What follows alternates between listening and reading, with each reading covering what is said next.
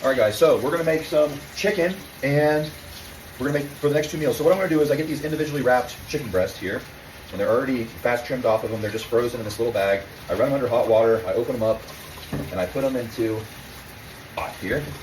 Also, I have some carrots, onions, mushrooms, and peppers, and I have some mixed green vegetables too I'm gonna throw in there. And I'll show you guys how I do this.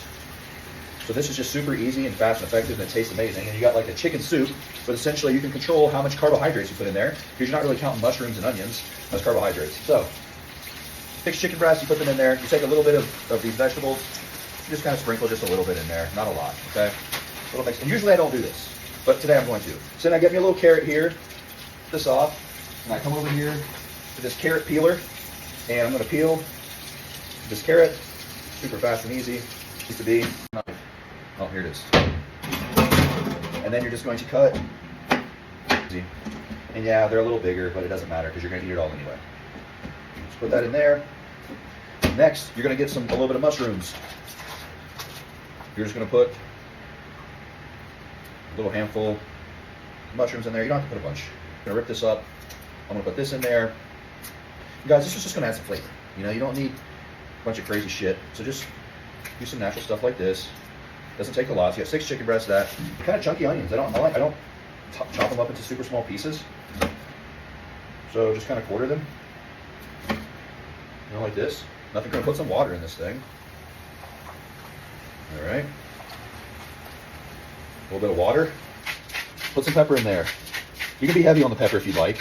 Me, I'm heavy. I'm a heavy pepper kind of guy. Pepper. You're gonna put some salt in there, and then I have some of this powder here. I think it's like, I don't know if it's curry, whatever, but I like it. I thought it was seasoning salt when I bought it, but I just put a little dash in there, and it's gonna cook. It's gonna start to boil, and when it all boils down, then you're gonna come and you're gonna weigh out how many carbohydrates that you need. So if I want 50 some carbs per meal, I weigh out 150 grams of dry rice or noodles. So this will give me like 60 grams of carbs each.